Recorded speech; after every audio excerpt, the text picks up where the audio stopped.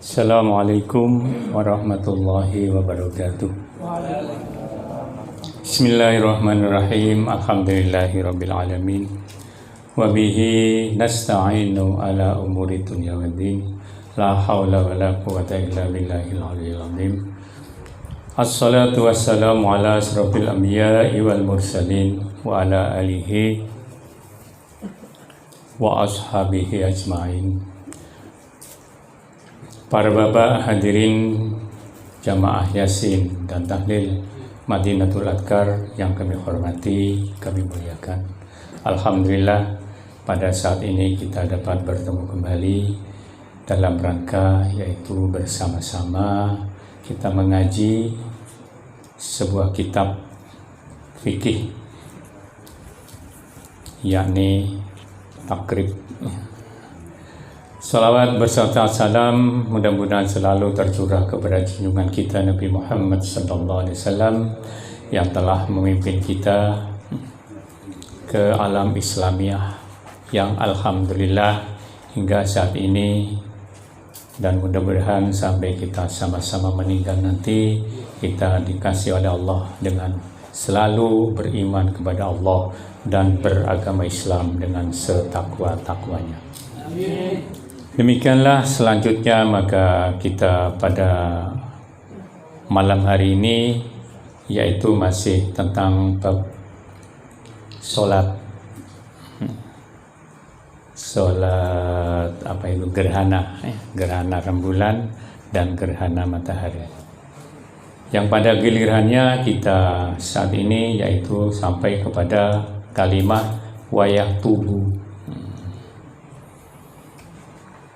Waya tubu lan hutbao sopo al imamu imam solat tentunya ba'dahuma sause solat luru, berarti setelah solat baru kita berkhutbah atau imam itu berkhutbah. Ai ba'da solatil kusufi tegese sause solat gerahana srengenge wal husufi lan gerhana rembulan. Ini dua gerhana yang terjadi di dunia ini yaitu gerhana matahari dan gerhana rembulan.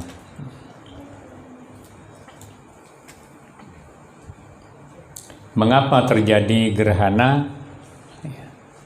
Insya Allah kalau orang modern sekarang ini semua tahu, yaitu sejajarnya 3 benda raksasa. Saking raksasanya sampai sebagian dari penduduk bumi ini ada yang menuhankan kepada kedua benda tersebut. Entah buminya kalau tidak disembah, tidak tahu saya. Ada penyembah matahari dan ada penyembah rembulan di antara penduduk bumi. Jadi 3 benda raksasa ini posisinya sederajat, jejer gini Pak. Nah gini, posisinya begini. Jadi hitung aja ini matahari, rembulan, bumi. Nah ini kalau lagi matahari ini nutupi rembulan, maka buminya. Kalau rembulan di sebaliknya, ya sebaliknya. Gitu. Jadi 3 ini berputar bergantian sesuai dengan kehendak Allah, dan itu pun terjadi selama-lamanya. Normal, standar, tidak pernah geser kecuali di gerhana. Gerhana itu pun juga demikian. Terjadinya sudah menjadi takdir Allah dan penunjukan kebesaran Allah, diantaranya terjadinya gerhana matahari dan gerhana rembulan. Sebesar benda raksasa itu, itu masih diatur oleh Allah. Kok lalu dituhankan? Khutbah ini kelawan khutbah luru. Kahutbatayil jum'ati koyo khutbah lurune jemuahan. Koyo khutbah Jumatan Pak, persis. fil arkani ing dalem pira-pira rukune wasyuruti lan pira-pira syarate. Jadi syarat rukunnya persis jumuahan, khutbah Jumatan. Ya apa? Ya kayak itu dah. Ya. Kayak biasanya para khutbah bahkan makmumnya insya Allah tahu tentang khutbah-khutbahnya khutbah Jumat. Maka berarti bisa juga dalam melaksanakan khutbah gerhana matahari atau gerhana rembulan. Wa yahusu lan nganjurake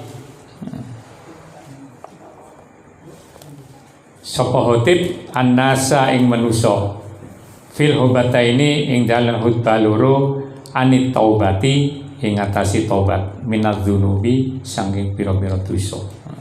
Jadi nang kono sing ditekankan dalam khutbah itu khotib harus banyak-banyak memberikan motivasi tentang dosa dan istighfarnya. Ya. Jadi jangan lainnya. Ya. Apalagi zaman sekarang, ya. Engkau dikai kampanye khutbah ya, payah. Ya. Jadi nang taubat bi istighfar diperbanyak. Ala fi'il khairi lan ing atase ngelakoni bagus. Berbuat baik, berbuat bagus dari gerakan-gerakan tubuh manusia ini. Apa? Ya tangan, kaki, mata, telinga. Nah, dibuat bergerak apa itu? Yang kira-kira bermanfaat, yang ada nilai-nilai pahalanya. Bayane min sodakotin, saking sedekah, diperbanyak sedekah, dianjurkan ayo bersedekah khotibnya. Jadi pas sekali setelah sholat gerhana itu lalu ngasih santunan anak yatim, contohnya memberikan kepada fakir miskin. Nah, waitkin lan merdekaake budak. Zaman dahulu ini, sekarang tidak ada. Karena di kitab selalu perbudakan itu ada disebut, kita baca. Walaupun perjalanan perbudakan dan pemerdekaan budak sudah tidak ada. Tapi karena ada pelajarannya, kita baca, kita pelajari. Wa nawi dzalik lan sepadane mengkono-mengkono sedekah lan merdekake budak. Apa? Ya apa saja. Maca Al-Qur'an, maca sholawat, tahlil, ya biasanya. Apa-apa yang menjadi perbuatan kita, yang baik-baik. Wa yusirru lan ngelerehake sapa khotib bil qiraati kelawan wacane fi kusufis syamsi ing dalam salat grahana srengenge. Jadi kalau di grahana srengenge bacanya ringan ya. Apa itu? Ya salatnya, salatnya. Wa yajharu lan banterno sapa khotib bil qiraati kelan wacane fi husufil qamari ing dalem salat grahana rembulan. Lek grahana rembulan getno malam hari. Biasanya ya dikerjakan di masjid. Selain masjid boleh di mana aja. Tapi umumnya itu di masjid. Jadi jangan gunane bangun masjid. Karena masjid adalah tempat yang nomor satu untuk menyembah kepada Allah. Lainnya masjid boleh. Dalile ono. Likuli ardin masjidun itu. Lek kepingin melanggar sholat tidak di masjid. Itu dalile. Likuli ardin masjidun. Artinya apa?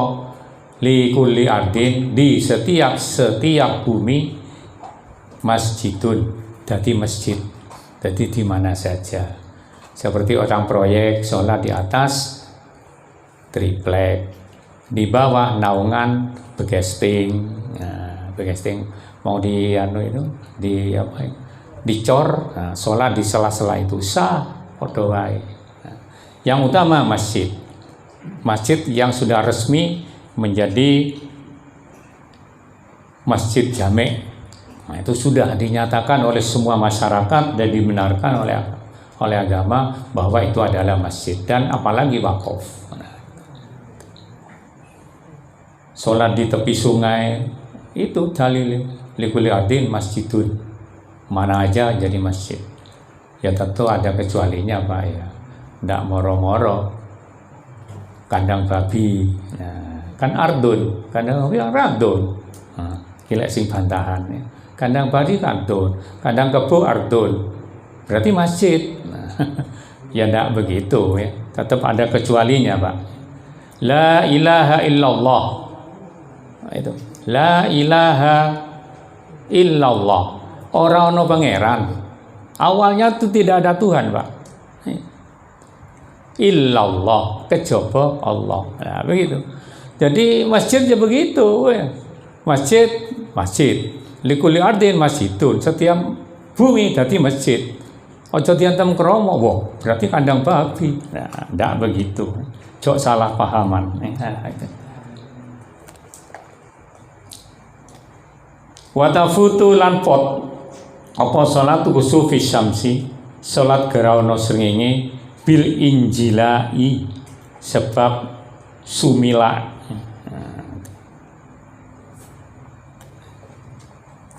Jadi sumila itu berarti wis waras, gerahononya itu wis waras.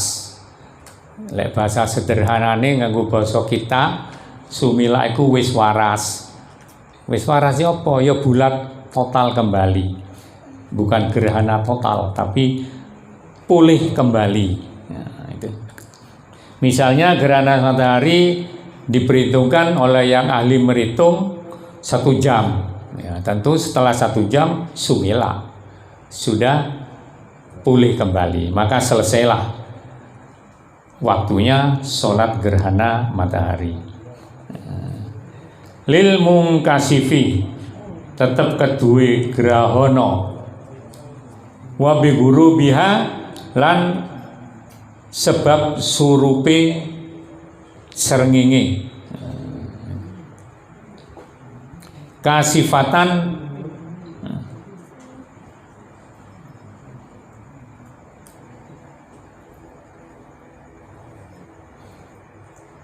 hale grahono watafutu lan pot. Ya, terus selanjutnya untuk matahari, 1 sumila, nomor 2 apabila telah surup.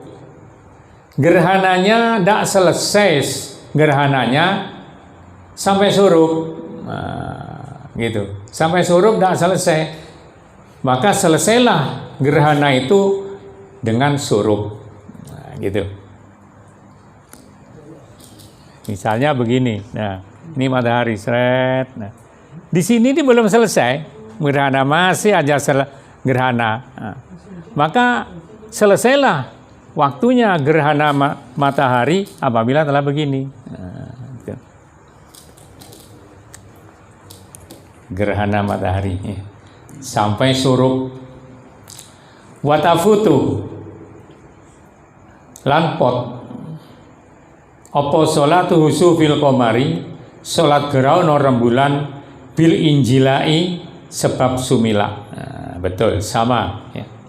Untuk gerhana rembulan apabila sudah sumila, yakni wis pulih kembali. Kalau gerhana rembulan yang terjadi biasanya, yang keseringan yang saya tahu itu di sekitar segini tingginya, jam 10 seandainya matahari, atau jam 9 itu gerhana. Tapi apa mesti itu? Enggak ya, sepanjang arah dari barat ke timur kesempatan untuk gerhana.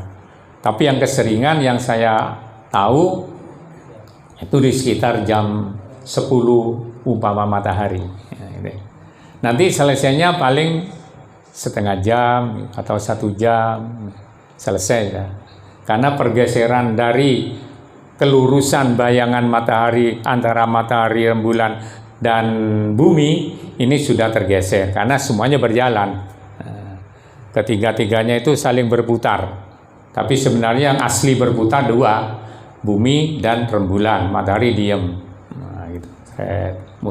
Muternya bergiliran, tidak barengan, gitu. Berlawanan. Nah, misalnya yang keseringan ini Pak, tapi pernah berjajar juga. Satu contoh jajarnya, matahari mau tenggelam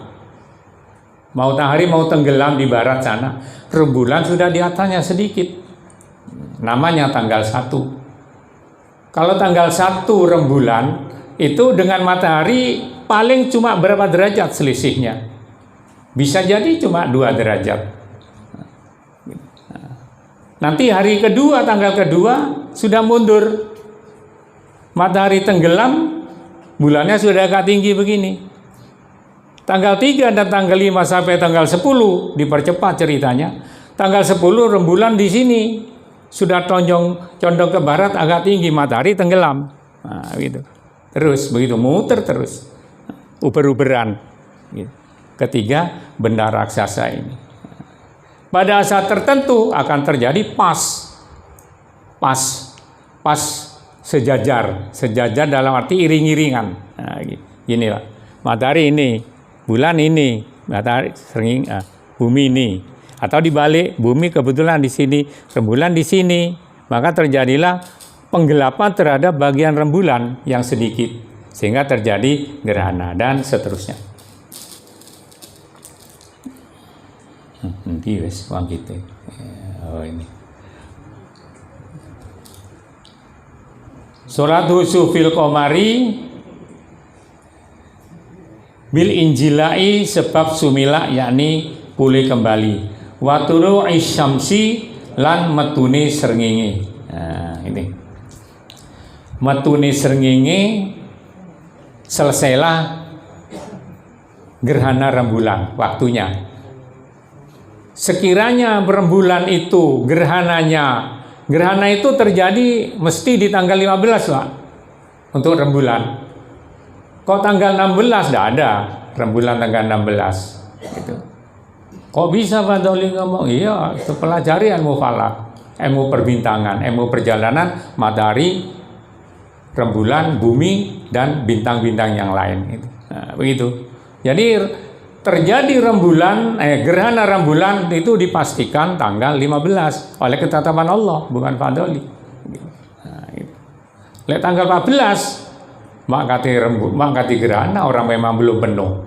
Ya mesti cuil, apalagi tanggal 10 tambah cuil, apalagi tanggal 1 yang terkenal dengan sabit. Nah, memang sudah gerhana memang. Karena matahari memang bumi menutup sinar yang datang dari matahari ke rembulan. Nah, gitu. Gitu.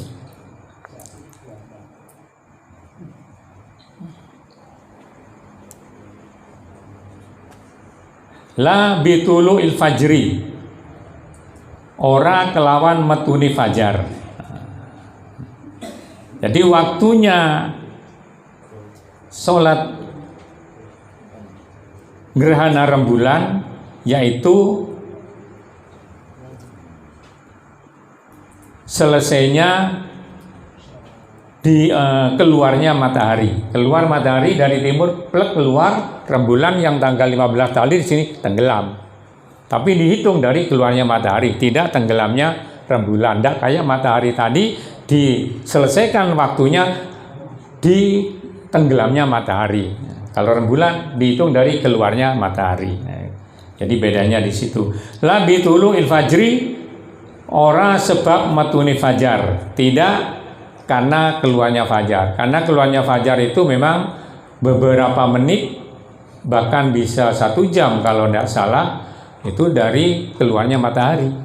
Matahari mau keluar dari arah timur begini, sudah angu-angu, tapi masih di bawah horizontal, masih di bawah permukaan bumi, itu matahari sudah membayangi. Bayangan matahari, fajarnya, sinarnya matahari yang terus-menerus sepanjang masa mau keluar dari permukaan bumi sudah menyorot, karena memang tidak pernah penting, tidak pernah berhenti menyorotnya. Maka sorotan inilah yang dinamakan fajar di atas permukaan bumi, di atas permukaan bumi, di pejajahan sana, dari selatan ke tengah sampai ke utara. Itu apabila kena sinar matahari dari bawah, sorotannya itu namanya fajar. Gitu. Kalau di timur fajar, kalau di barat mega.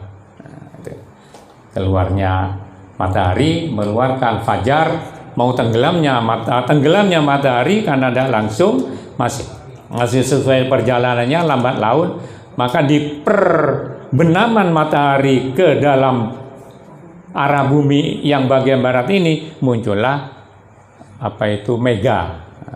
Mega menimbulkan waktunya sholat maghrib. Nah, gitu.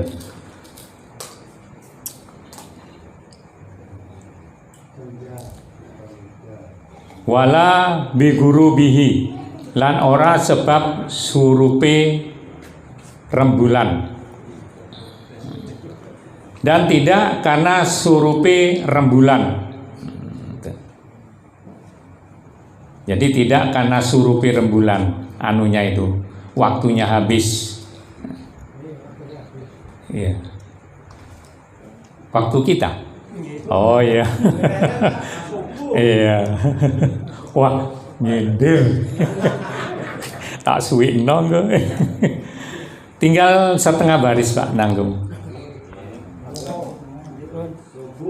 Fala tafutu. Moko ora pot opo as-sholatu sholat. Nah, ini dikuatkan kembali keterangan tentang surupi rembulan tidak berarti habisnya waktu gerhana rembulan.